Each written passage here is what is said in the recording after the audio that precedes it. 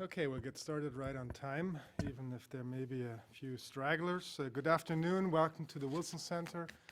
I'm Christian Osterman, and I'm delighted to welcome you to the center on behalf of the Global Europe program. My colleague Emily Buss in the back there also is with the program, and thanks to her for getting us organized here this afternoon. The Wilson Center, for those of you who are not familiar with this institution, I see some new young faces around the table, chartered by Congress as the official memorial to President Woodrow Wilson as the nation's key nonpartisan policy forum for tackling global issues through independent research and open dialogue to inform actionable ideas for Congress, the administration, and the broader policy community. The Center's Global Europe program addresses vital issues affecting Europe's relations with the rest of the world through scholars and residents, seminars, international conferences, and publications. We're delighted that all of you can join us this afternoon for a discussion of the results of last week's general election in the UK. Though this was billed as one of the closest election races in modern British politics, as all of you are aware, the results were much clearer than anyone had predicted, as David Cameron won a slender Conservative Party majority for the first time for that party since 1992. We have with us today several experts to address what these results mean for the UK and for its relations with Europe and the wider world. It's my great pleasure to introduce our two speakers, and I'll turn over the mic to them. We'll start with Professor Michelle Egan. She's an associate professor in the School of International Service at American University, where she's also an affiliate faculty member in the Department of History. I'd like to see that. The faculty advisor for European Studies Certificate and the coordinator of the European and Russian Studies program. She has written extensively on the European Union, transatlantic relations, and comparative European politics, economics, and society. Her latest book, Single Markets, Economic Integration in Europe and the United States, was published by Oxford University Press in January of this year. She holds a BA from the University of Warwick in the UK and an MA and PhD from the University of Pittsburgh. Then we'll have with us, back with us, an alumnus of the center, Michael Gary. He's a global fellow with the Global Europe program here at the Wilson Center and professor of contemporary Europe and the European Union at Maastricht University in the Netherlands.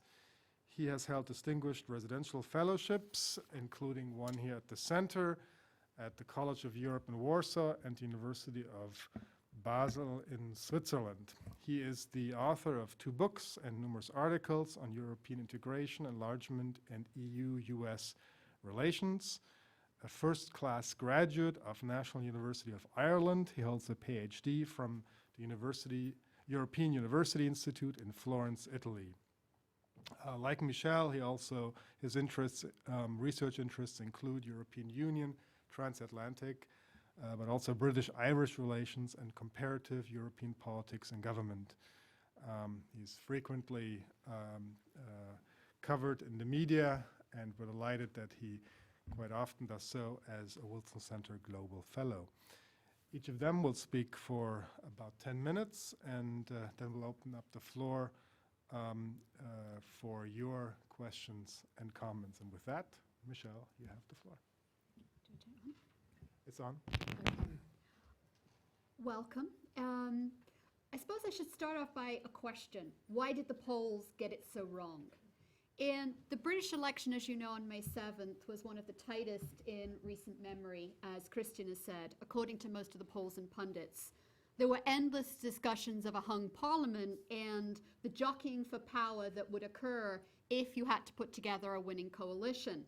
But when we started seeing the results coming in late that night, they're foreshadowed by the exit polls that were taking place.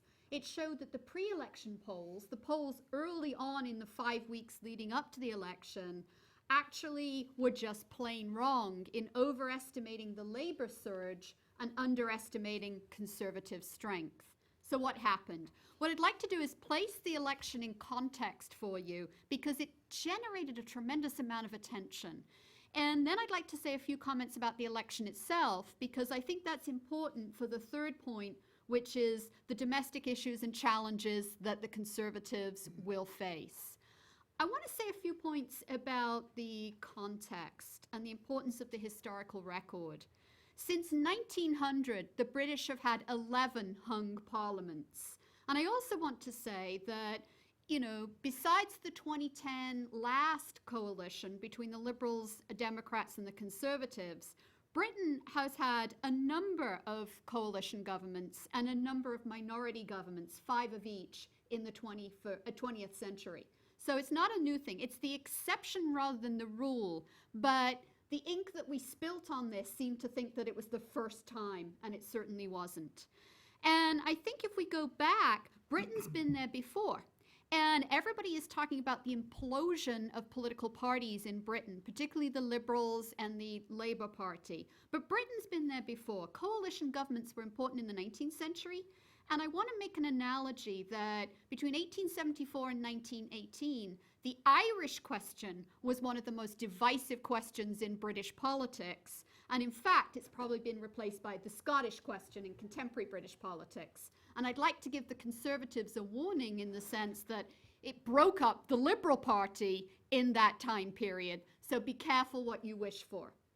And so the most important thing to think about is what happened. I want to think about this and say British politics has changed, not because of the 2015 election. British politics has been changing for 50 years. And the decline of the share of the vote of the two major parties since the 50s and 60s has been going down. And we've seen the emergence of smaller parties and their share of the votes. It's not new. This wasn't just about the SNP, the Scottish Nationalist Party, or the UKIP party, but we've seen the emergence of these other parties, these third parties, for quite some time. And so sometimes we also face in the UK something that we're going to have to address in terms of democratic implications is the regionalisation of our parties. The SNP and Labour fight in Scotland. That's the two-party system. The Conservatives and the Lib Democrats typically have fought in the Southwest. That's the two-party system. We've had a regionalization of our political parties. And so what's important is the declining percentage of people who vote for Labour and Conservative. In this election, it's around 65%. And so although the Conservative and Labour vote share has been in decline, it's been declining since 1951. And so when we look at the fall in turnout, how many people are voting in an election, it looks good, perhaps, compared to the United States. But in 1951, 79% of people voted Liberal or Conservative, and Labour or Conservative. 4 out of 5 people voted for the two major parties. We get to 2005, and we've got 41% of those people voting for the two main parties, 2 in 5 people of the total electorate. And so what I'm saying is that this may be a longer-term trend. Secondly, the surge of third parties has been happening since the 1970s. Think about the Social Democratic Party in the 70s, the Liberal Democratic Party, and even the Irish parties and the regional parties in Wales and so forth. So I want to say that the regional third parties have been emerging for some time. So election campaigns are short in Britain, 5 weeks. But party strength in the House of Commons is what really matters. And so what's also interesting is the change in the law in Britain. The Fixed Term Parliament Act was a coalition agreement between the last government. Now we have an election every 5 years, same date, same time. That's new for us, when usually you used to be able to pitch the election when you thought you were doing well in the polls. But now it's fixed, unless you lose a no confidence vote and you have a 2/3 majority. But it changes the dynamics because we now know when we're going to have an election. So the big issue was really about the battle of the pollsters. What went wrong? They brought in a lot of Americans. This was considered the Americanization of British polling. But they got it wrong. First of all, the first reason I'd say where they got it wrong was what they didn't think about was of the 200 safe seats in Britain, 106 are held by Conservatives, 83 by Labour, and 4 by Liberal Democrats. So if you've got 200 safe seats, what the Tories did electorally is basically went for those safe or marginal seats. That's what they went after. They gave up sort of Scotland to some degree. They focused on going after the safe seats and the marginal seats. And they took many of those away from the Liberal Democrats. They were the big losers, going from 57 seats to 8. So that was the first point. We didn't realize and we didn't pay enough attention to the Tory strategy, which I think was marginal and safe seats. The second thing is that we forget that Labour did not take any marginal Tory seats at all. In fact, Labour saw a net gain of 1 seat from the Tories in England. And I'm happy to say that that's Esther McVey, who happens to be my MP from Wirral West. So she was the only Tory cabinet minister to lose her seat. So the Conservatives also gained 500 seats at the county level. So they've really made a sweep. The second point is the polls got it right in Scotland. If you go back and everybody turns around and says the Conservatives have never been a force in Scotland, and some people say, well, that's because of Thatcher and the poll tax. I would argue it goes back to the 1850s. The Conservatives have never been really deep-rooted in Scotland. And so despite the electoral tsunami in Scotland, I think a lot of the sentiment and a lot of the results owns a lot due to the first-past-the-post system rather than anything else. The reason I say that is, it's a small percentage of the population that's got about 56% of the seats. If UKIP had actually operated on a proportional representation system, they would have got 83 seats in this current government under a PR system. So the electoral rules matter. The third point would be the absolutely devastating loss of the Liberal Democrats. They really paid for being in a coalition with the Conservative under Cameron. So we indicated they were going to lose. We just had no idea how many seats that they were actually going to lose, including, Liberal Democrats are really good constituency. They have really strong ties in the local community. Some of the people who lost have been in power 2-3 decades. So this was quite a significant sweep for the Liberal Democrats. So the domestic issues in the campaign are what we're really interested in. There were a lot of issues on the table. I think Miliband brought up the issue of inequality. Despite the economic recovery, focusing on the bank bailouts, the compensation, financial scandals of MPs, the high education fees, perhaps not compared to the United States, but certainly in terms of the UK, public services, immigration. And the domestic issues dominated the debate. A lot of people were saying, where's the foreign policy? But quite frankly, this was about domestic politics. This was about domestic issues. Britain is repositioning itself on the world stage, but this was about things that matter to people's pocketbook. And so with those kind of things, if you look at the exit polls and you look at what people really cared about across the Labour Party, across the Liberal Democrats, and across the Conservatives, the 3 top issues was the national health system, the jobs and employment, and the economy, all domestic issues. Yes, immigration is a salient issue, but for most people, Europe was not high as a salient political public issue. So the critical issue for Cameron is what next? Now his hand has been strengthened in terms of his electoral majority. What's going to happen? I think the markets reacted positively, and I think that's a very important thing. The city, it was wonderful beyond their wildest dreams. The yields in the bond market increased, the pound strengthened against the euro and the dollar, and, there was a real surge in sterling.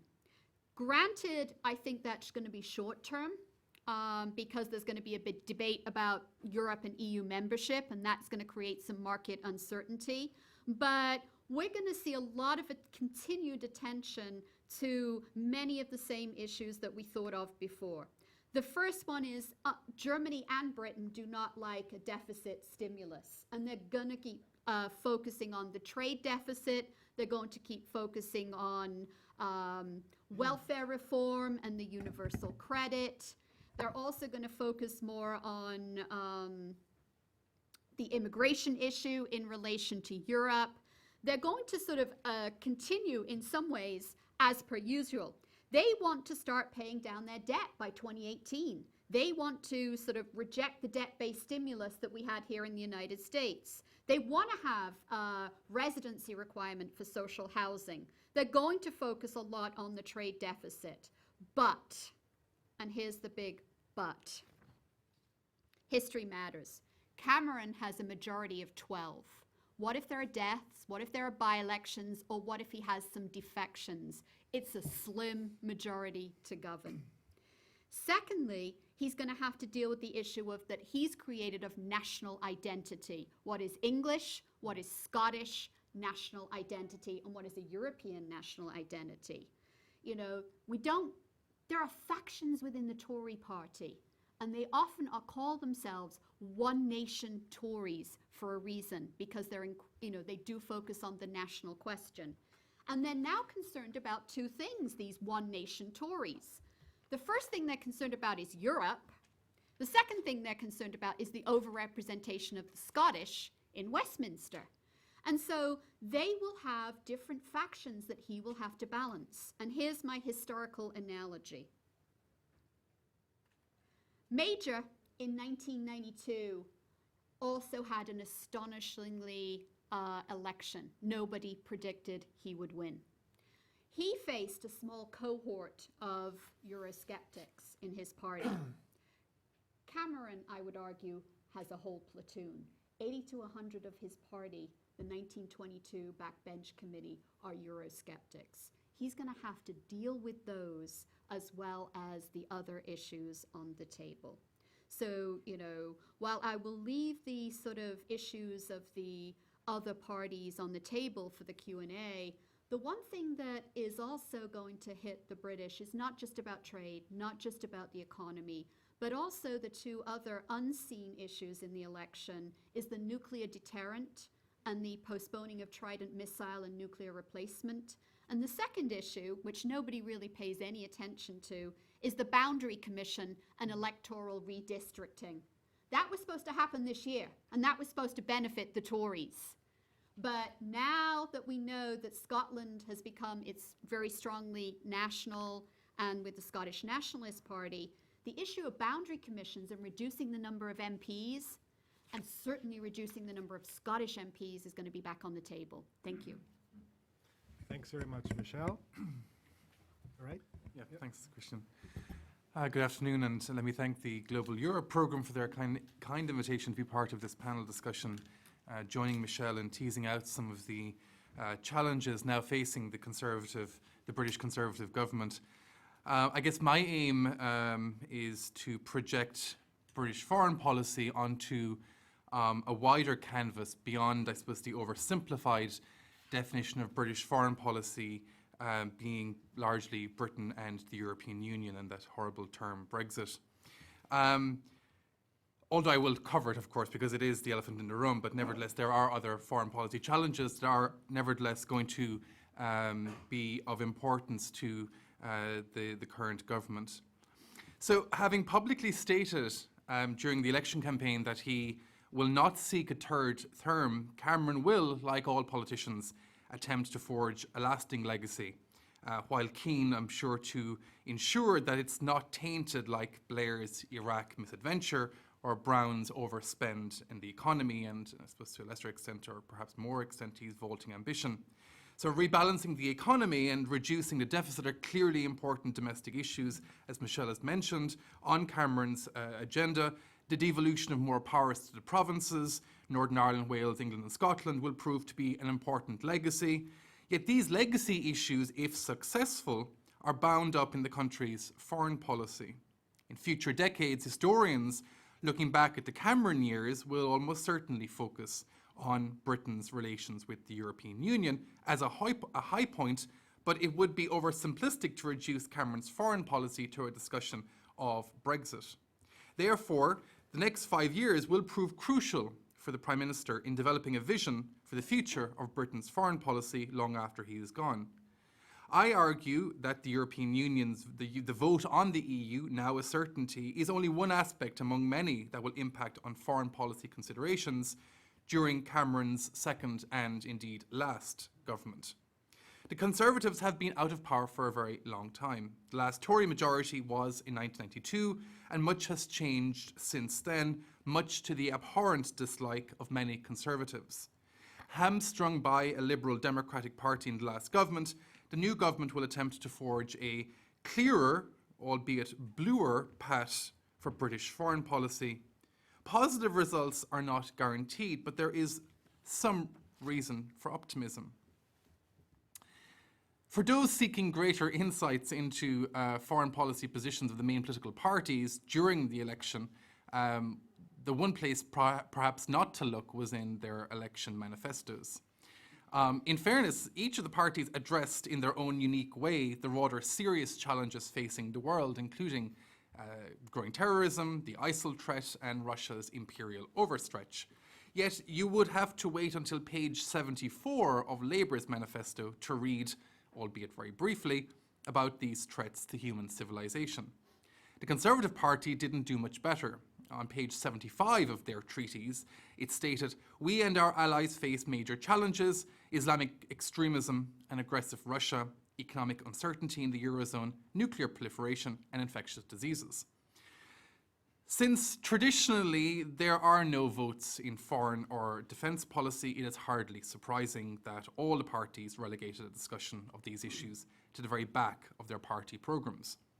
The Greens promised immediate nuclear disarmament, scrapping the army, and cutting defence budgets in a rather brutal way. Having won just one seat, they are policies that will never see the light of day. Labour promised an immediate strategic review of defence, if elected. Post-election, a different type of review is now taking place in the Labour Party. The Liberal Dems wanted to cut costs in defence by sharing costs and pooling resources with EU and NATO partners, while at the same time downgrading Trident. Only UKIP, the UK Independence Party, promised to spend £50 billion to boost defences, most likely to keep out foreign workers. The Conservatives promised a second new aircraft carrier, replace Trident with 4 submarines to maintain continuous at-sea nuclear deterrent, work for peace in Syria and Iraq, and pursue a comprehensive strategy to defeat ISIL. Closer to home, a referendum on remaining in the EU, replacing the Council of Europe's Human Rights Act with a British Bill of Rights, expanding the EU's single market, and many words about migrants, benefits, and deportations. Yet, from this rhetoric, what will dominate the foreign policy agenda of a Conservative government with a wafer-thin majority? British foreign policy is more than its membership of the European Union, but that issue has dominated media headlines since early last Friday morning. The media, both at home and abroad, as well as a whole host of policy analysts, have become almost obsessed with the lack of British influence in global issues that we currently face. Yet, despite maintaining a nuclear deterrent and having a permanent seat on the UN Security Council, British influence as a global power has been declining for decades. But that decline is not and should not be terminal. In an era of contracting defence spending and with a British public more war-wary than war-weary, the UK should and must work on forging closer alliances through its EU membership and promoting Europe as a soft power. This can be achieved without increases in military spending or by sacrificing its Atlantic alliance, but arguably more can be achieved working with rather than against Europe. The Conservatives must stop the EU bashing. Even with a wafer-thin majority, important strides can be made by leveraging its EU membership to achieve significant foreign policy successes. The first of these, I argue, is Russia. While the British have been noticeably absent in dealing with Moscow's aggression in Ukraine, a far louder David Cameron, louder Cameron voice is needed. The sanctions on Russia must remain in place. And he should join with Angela Merkel and François Hollande in making that very clear.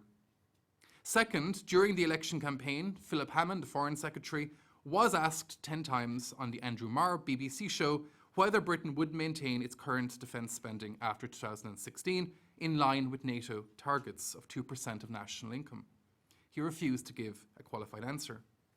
There is clearly some tension, arguably, within the Common and Foreign Wealth Office and in other branches of government between the need to maintain defence spending and maintain development aid, while at the same time George Osborne, the Chancellor of the Exchequer, continues to slash the budget deficit. Yet keeping the 2% spend would send a strong signal to other NATO members, many of whom are also in the European Union. This would go a long way towards easing fears among the Baltic states, whose support, ironically, Cameron will need once he begins his EU negotiations. Taking a stronger line on Russia would also at the same time help Cameron forge closer alliances in the European Union, which again he will need to support his demands for a British renegotiation within the next 12 months.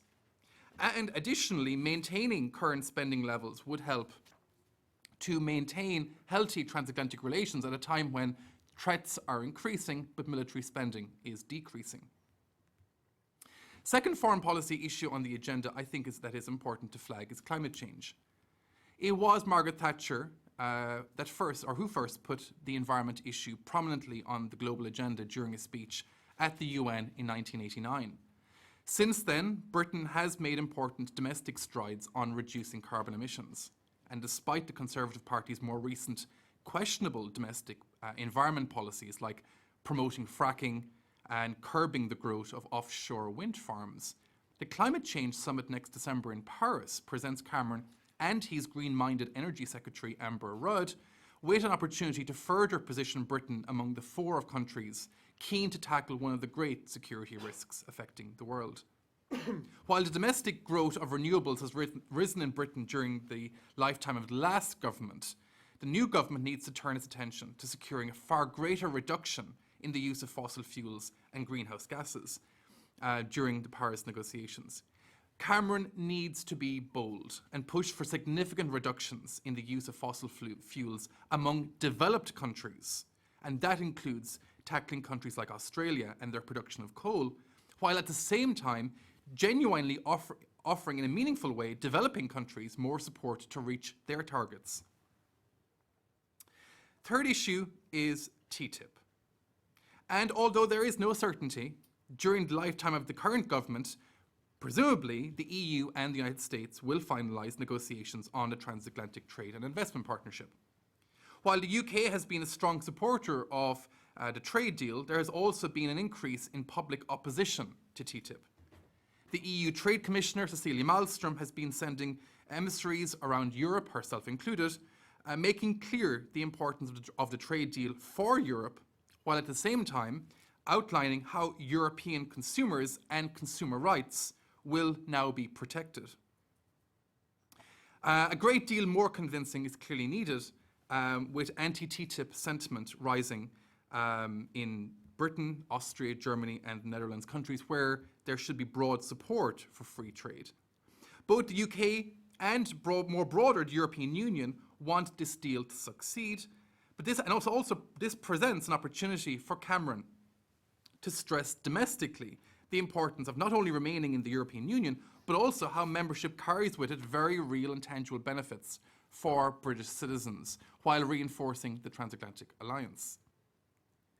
Much of this requires Cameron to play a greater role on the international stage, and with the British economy on the upswing, this should be possible. However, while some of these foreign policy challenges represent opportunities, there are 2 issues that have the potential to cut away his razor-thin majority. One is the government's attempts to repeal the Human Rights Act. The Act currently incorporates the European Convention on Human Rights into UK law and requires the UK courts to take account of European Convention on Human Rights judgments.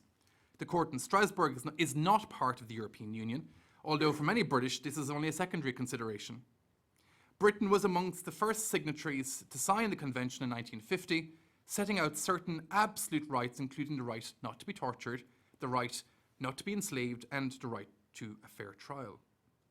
The Conservatives argue that over the last 20 years, while they've been out of office, since the first Blair government introduced the Human Rights Act, the court in Strasbourg has overstretched. The current dispute between London and Strasbourg over voting rights for prisoners is one example, with the Conservatives arguing the issue of the franchise in elections was deliberately excluded from the text of the Convention's scope. In 2007, a Convention ruling required the British government to allow many more prisoners the right to go through artificial insemination with partners in order to uphold their rights under Article 8 of the Convention, the right to respect for private and family life. The new Justice Secretary, Michael Gove, has made clear to has argued he has now a clear mandate to alter that relationship between the British Parliament and the Convention. The goal, set out in the Conservative Party proposal last autumn, is to break the formal link between the British courts and the European Court of Human Rights, with British courts no longer required to take into account rulings from Strasbourg.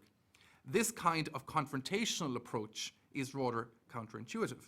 Even if the British government presses the nuclear button and exits the Convention and perhaps later the court in Strasbourg itself, the UK is still bound by similar human rights conventions in the European Charter of Fundamental Rights, which entered into force with the Lisbon Treaty, and those in the UN Charter. Restoring sovereignty back into the hands of the British judges seems rather opportunistic and optimistic. To do so in its purest form would mean withdrawal from all human rights-based treaties that Britain has signed. While it might have been better to propose and pursue reform of the Convention, this is one of those issues Cameron, despite his personal views, has little choice but to appear strong in the perceived face of Europe's creeping influence into domestic politics. Finally, then, the last issue that will dominate politics between Britain and Brussels on the foreign policy side is continued membership of the European Union. EU leaders from Brussels to Berlin have already been grappling with the next existential crisis, the looming question of renegotiation with the UK and the promise of a referendum within the next half a decade, most likely 2017, some are now saying next year. As EU citizens ponder the consequences of whether British people will vote to end what has been a dysfunctional 4-decade relationship with the European Union, the question of whether Britain is going to leave has become almost redundant. Britain, in many ways, has been leaving the European Union since virtually the day it became a member. Accordingly, the real question for Britain and Europe is whether the British will opt for a separation or a divorce. In an article I co-wrote with Kevin Lees from Suffragio 18 months ago, we argued and still maintain our analysis that separation, a detailed membership renegotiation, is the better option for both sides, rather than a complete divorce and exit. Britain always preferred a European-wide free trade area without the accompanying supranational institutional apparatus. And that even was before Britain was a member of the European Union. Back in 2013, when David Cameron delivered his long-awaited speech on Britain's future relations with Europe, he stressed that London wished to remain at the heart of the single market, and he argued in favour of a European family of nations, echoing a theme frequently championed by one of his predecessors, Margaret Thatcher. Moreover, he called for an end to, quote, all this talk of two-speed Europe, of fast lanes and slow lanes, of countries missing trains and buses, and consigned the whole weary caravan of metaphors to a permanent siding. While professing respect for the rights of other member states to pursue an ever closer union, he made it clear that for Britain, and perhaps for others, ever closer union is decidedly not an objective. Despite periodic public displays of marital discord, Britain and the EU have remained together for 40 years. Yet this is not the first time that this relationship, that one side has sought to rewrite the marital vows.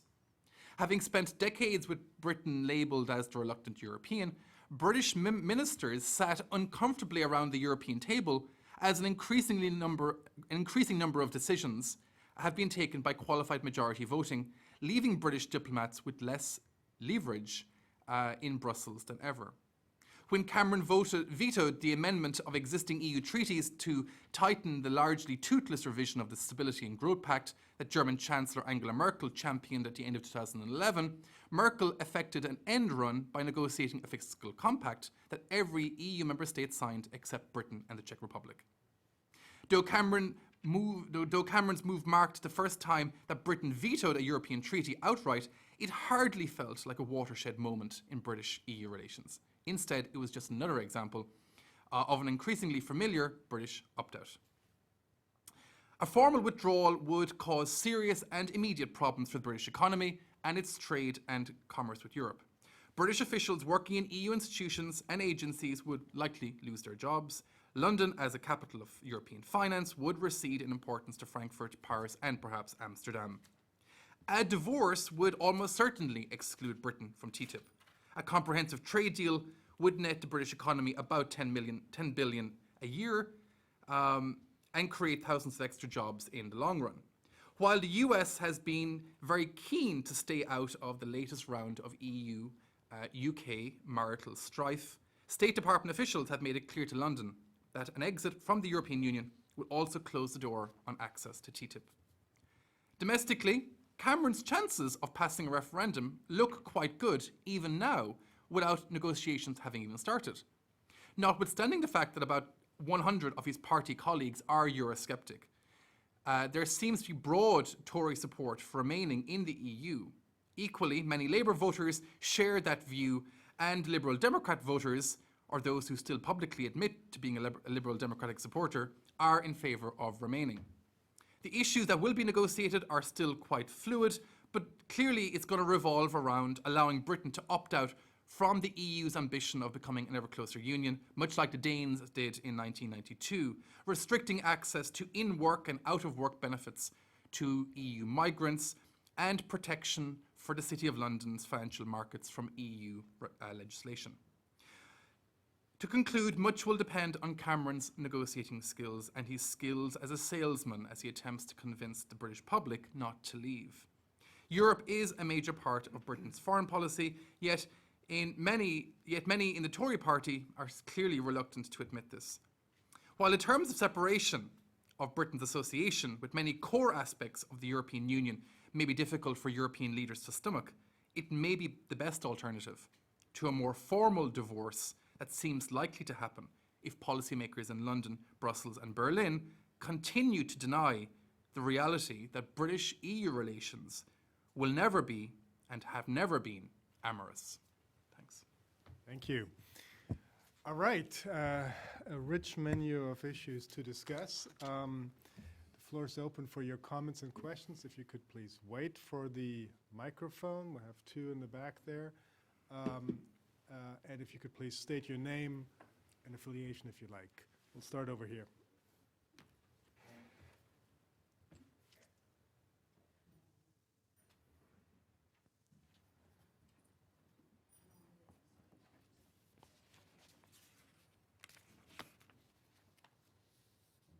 Yeah, it's on.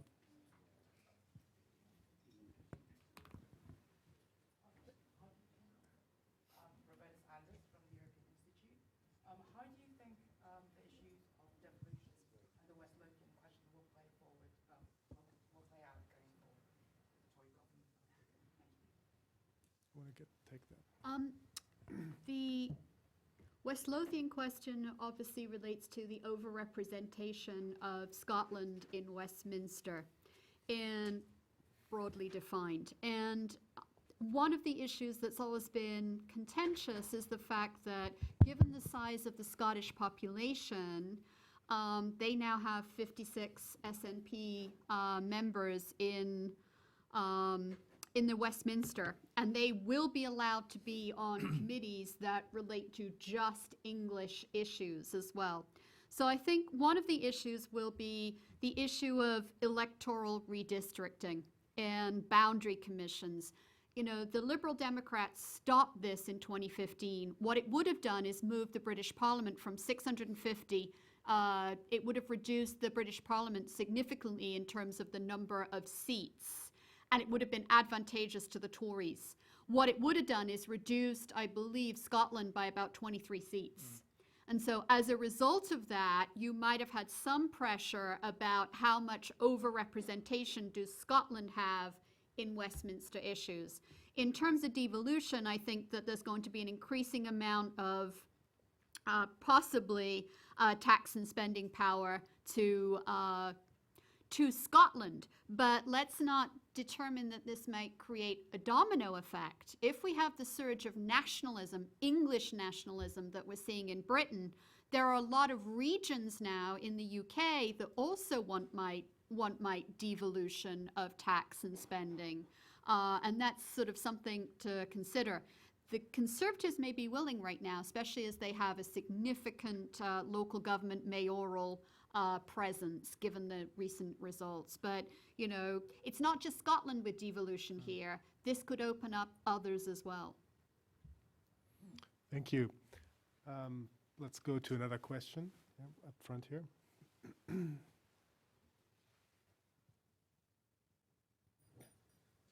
Brinton Rowdybush, former State Department analyst. A question for each of our interlocutors. Three of the political parties were decapitated in this election. I was wondering if you might speculate on their future leadership for those parties. And for Professor Geary,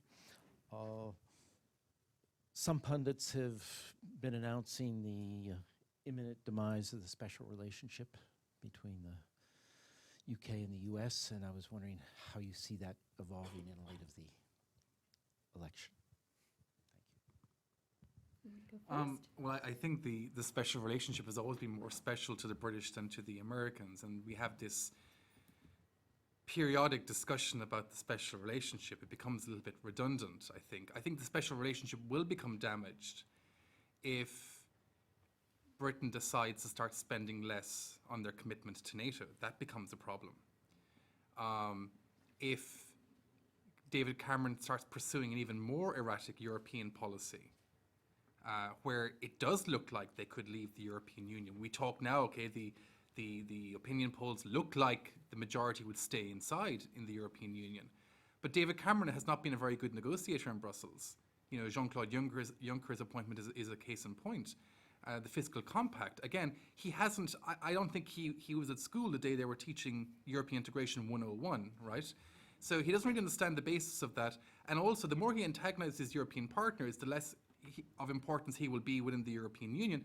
And then the American administration will just jump over the channel and go straight to Germany. And there you see more and more people are talking about the increasing role of Germany in European foreign policy. So I think there's a lot riding on the way he balances these things in terms of where the cuts fall on spending domestically. If it affects military budget, then Obama may well be calling Cameron and saying, listen, this is causing problems for us because we're doing all the heavy lifting here, right? So I think a lot will depend on how he handles Europe and also the military, the spending cuts. Let me start by saying the answer perhaps differently than Michael did here, is that one of the things to perhaps think about is British culture or British political culture. We have a very adversarial government opposition model, despite the recent coalition. And I wonder if that adversarial culture also plays out what he brings in terms of to Europe. And, you know, most European countries are built on coalitions, which often rise and fall. And so I'm just wondering if the style of politics in Britain, I want to say it's not different, but I'm just saying that the adversarial model is often, highlighted. Your comment is about the collapse and decimation of three parties. I would say the decimation of two. And the third one I'm thinking that you're talking about is UKIP. UKIP got one seat, but bearing in mind it got 3.8 million votes. It got half the number of votes that Labour did. So it's always going to be faced with situations where if it's coming second or its vote is spread across the country, it's not going to translate into seats. That doesn't mean to say, given the referendum, that message is not going to go away. The anti-immigration message, the anti-EU message. Go back and remember when UKIP was founded. UKIP was founded by a professor at LSE, Alan Sked. And when he talked about the anti-EU, Bruges, Thatcherite, sovereignty message, he didn't get very far. When they linked it to immigration, that's when they got traction. So I'm not sure that I would, totally rule out that, given the sort of seats that they got, they didn't get seats from Tories. That's the irony. In the Midlands, in the centre, the heartland where they should have won seats, they got seats from the Labour supporters, the classic Labour supporters in coal mines. They should have been Labour supporters, but they voted UKIP. So the real two issues are Liberal Democrats and Labour. I think Liberal Democrats or Liberals or whichever manifestation of the political party you want to call it through the 20th and 21st century, it's been up and down. It's been up and down. And it also has the problem of the electoral system with first past the post. That's nothing new. You know, it had high points in 1973, 74. It's had low points since then. So this, though, is a real low point. And I think it will take a significant amount of work to get back because a lot of their message is free market. It's a centrist party. It's very pro-EU.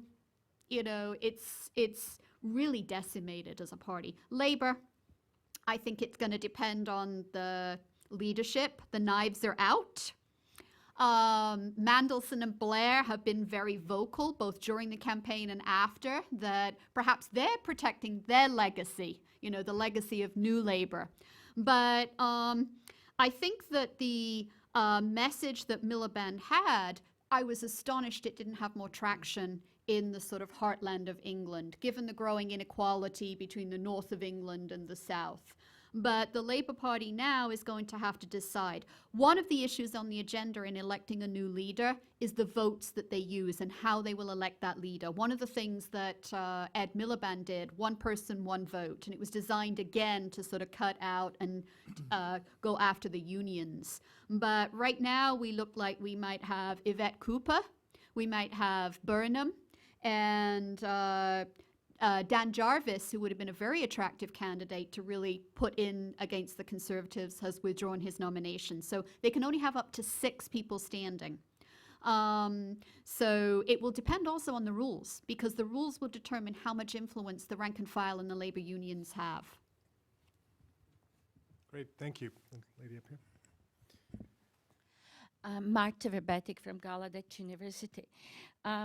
Scottish National Party got less than 5% of vote and got 56 seats out of 650 seats. And in some countries like Germany, they would not have even passed the electoral threshold. My question to this, okay, we see their power and the power of Scottish Nationals, but is there something else that is here besides obvious fact that first past the post favors the regional parties? Because the Scottish Nationals has been around for a while. We had devolution under Blair. Why is it that we have such an eruption of Scottish nationalism right now? Does it have to do with British austerity, in relation to the European Union? What would be the reason? I'm just surprised that it is happening now. What is it besides other elements that have been there for a while? Is it that this devolution maybe just encouraged them to ask for more? And the second thing is I'm really puzzled by Britain because I know that if a country, European country, becomes a member of the European Union, it actually has more say when it comes to the world affairs than, you know, if it's not a member of the European Union. It seems like European countries are worried about their sovereignty, but actually they get more power. And if Britain just wants to get out of the European Union, it just becomes another European country. It's no longer world power. Could you please comment on this? Thank you. You want to go first? Yeah, I'll take the last point. I don't think Britain sees it like that, right? I mean, I think there is still that element of that relic of empire, right? There is still the Commonwealth that exists. And I also think that a large percentage of the Conservative Party, about 100 MPs, think that they could survive outside of the European Union. Smaller states have always benefited more from being a member because they wouldn't have had the influence had they remained outside. The bigger states most likely would have maintained influence. But the problem with Britain is that there is a severe dislike of the supranational components, the sovereignty sharing or pooling of resources, and that's something that they have never been very, very comfortable with. So the argument would be that they could, if they left the European Union, they might negotiate something along the lines of Norway and Sweden or Norway and Switzerland, but of course those countries still have to accept the economic rules of the European Union, right? So I'm thinking it should be more along the lines of what Denmark have negotiated back in Maastricht in 1992. But again, no, the mentality is very different for every European country. They're all part of it for different reasons. But I think the British do think that they would survive economically outside. That remains to be seen, right? I think the legacy of the recent Scottish referendum is still very much in people's minds. And one of the things that, even though the SNP did not mobilize sufficient to pass independence, the number of people who are joining the SNP in terms of social mobilization as party activists and party membership has risen since. So we've had this social mobilization of the SNP, and it's the exact opposite was happening at the Labour Party. They're losing voters. They're losing people who strongly identify with them. The second issue is the bite of austerity. And the bite of austerity has really hit hard, particularly in the urban areas in Scotland. If you think of Glasgow, and which part of Scotland voted for the SNP and for independence? Glasgow, the urban areas. So I think it's the austerity. I think it's also the legacy of the anti-conservative backlash. It's very, very deep in Scotland. And I think it goes back to Thatcher, the poll tax, and a sense that London is so far removed than what goes on. And they've also had some experience now. Remember, the SNP now is, in terms of the Scottish Parliament, is now in charge, and it has been in charge, and people think it's doing quite well. So, they've been in charge since, 2011? So if they've been in charge with their own Scottish devolution and they're doing quite well, then people are going to sort of say, well, maybe they're trustworthy. And the last issue, you can't get over leadership.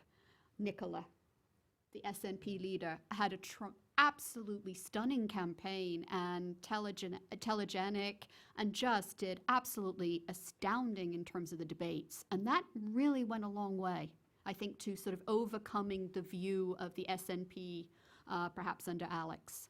But the only way to go now is down for the SNP, right? Having gotten 56 of 59 seats, you can only lose them from here on in. And the more power that Westminster gives to Edinburgh, then, the SNP actually have to do something. I think there's a lot of rhetoric and hot air with the SNP, right? They blame London for a lot of the problems that are affecting Scotland. But the more power they're going to have, the more they will have to actually put their money where their mouth is. And eventually you will see Scots blaming SNP for a lot of the problems, because they will no longer be able to blame London for all their problems, the more power that is devolved. So over time you will see the Labour Party, I think, again, finding their feet in Scotland, but the Conservatives, I think, are lost in Scotland. You'd need a new party, new Conservative party, but the Tories are gone. This election finished them, I think. Great. Over here, we're quickly running out of time, so. Hi, it's James Kariuki here from the British Embassy. I was going to make a couple of remarks, maybe pose a question, but I hope people will forgive me if I'm not completely forthcoming in my remarks, just because we only got our ministers confirmed this morning, and the first cabinet meeting was today, and so some of the elements of our policy are being formulated. But I was just a couple of reflections. Firstly, elections are always about domestic politics. I follow elections in the US, in France. Domestic issues are the things that matter most. It doesn't mean that later on our governments, our presidents, our prime ministers don't find themselves very focused on world affairs, but it is natural that people vote on domestic issues, not least in the wake of an economic crisis. There's a ton of really interesting observations on Scotland in what you both said. I think I would sort of draw attention to the first few comments of the Prime Minister, which were about showing respect, working towards the most devolved government in the world in terms of recognising the ambitions of the Scots for degrees of self-government, but also noting that we have had a referendum, and even Nicola Sturgeon was not talking about a referendum being on the ballot in this election. So there's a big debate there to be had, but Scotland is definitely on the agenda. Europe, again, where we are has been quite clear. The Chancellor said in his first remarks that we were working for reform not just for the British people, but for other Europeans. It's notable that our economy is growing quite well and is the fastest growing in the G7. Other European economies are not there yet, so there is a wide interest in economic reform. Then on the international stage, I agree with you, Michael. Foreign policy is not just about EU, but a lot of the things we achieve internationally we have done through the EU, whether it's being at the front of the fight for trade and investment and TTIP, whether it's our work on sanctions on Russia or our work on sanctions on Iran as European members. And certainly there's a European element to our international policy. And then finally on defence, people forget that we are actually the largest spender on defence in the EU. We're the second largest spender on defence in NATO, and we're one of the most active members of NATO militarily. So again, people tend to sort of forget these in the debates about is Britain shrinking or not. I think I'd be interested in there's a sort of a longer debate about what kind of partner will we be to the US in the next phase. I think the US wants us to be a powerful player in an outward-looking, open and competitive Europe, but also to be a capable independent partner. I think that's the kind of direction we're going to, but we'll have to see what happens over the next weeks and months as that policy shapes itself. Thanks. Thank you. Any reactions to this?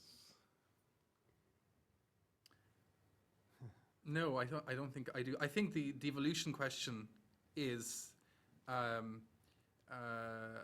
it's an ongoing one. I think also there is an appetite amongst a lot in the SNP for another referendum. I think that's been made clear. You do hear, Sturgeon, she hasn't come out, but Alex Salmond has, hinted that he would like to see another independence referendum. I think the issue has not been put to bed yet. I think that will remain divisive. I think the SNP might do well to move beyond that.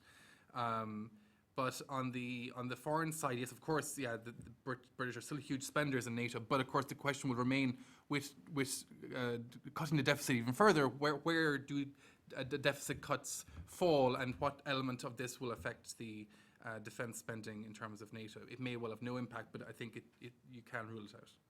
All right, final question over there. Hi there, Mary C. Murphy. I'm a visiting Fulbright Schumann Scholar from Ireland.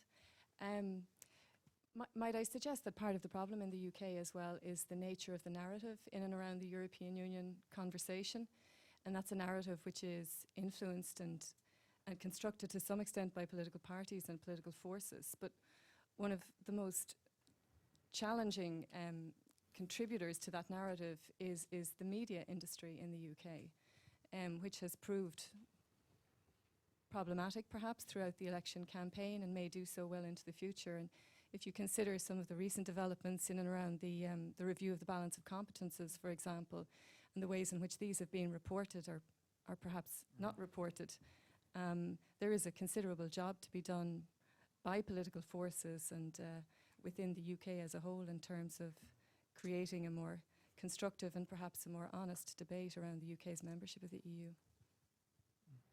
Yeah, no, I agree. There's a lot of noise in the media on this issue, or there's a lack of, in terms of the review of competences, there was very little, in the press on this. And again, I think it will fall to Cameron a lot to sell whatever he gets from Brussels, but he has to sell this, notwithstanding all the noise from the negative media, and that's going to be a very, very hard sell. He has to go directly to the electorate and sell it whatever he gets from Brussels, and that's going to be very, very challenging for him, I think. I mean, it's a very polarized media environment in Britain. I would make just several observations. First, the intergenerational one. If you look at the opinion polls, the younger people are much more pro-European than those who are sort of over 55. So there is a generational gap. I do think the media plays into that with Murdoch and everything else. But I think the review of the balance of competences didn't get sufficient attention. But if you look at Cameron's speeches and the sort of the narrative, to use your word, it's moved from repatriation of powers to reform. And even the discourse of the British government has changed in the last couple of years.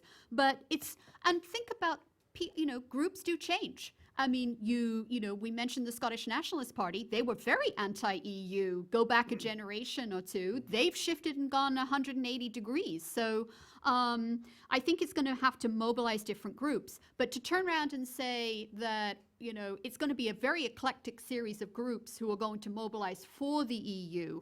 And not all business is pro-EU. If you look at the Institute of Directors, it wants Britain out versus the more traditional Chamber of Commerce. So I think there are divisions within different groups in the UK. It's going to be a very broad umbrella that has a pro-EU message. Well, we'd like to think here of the discussions at the Wilson Center going well beyond the headlines. I think this afternoon's discussion proved us right. We owe a particular thanks to Michelle and Michael, and also to you for your comments and questions. Thank you for joining us. We're adjourned, and let's give a round of applause to our two panelists.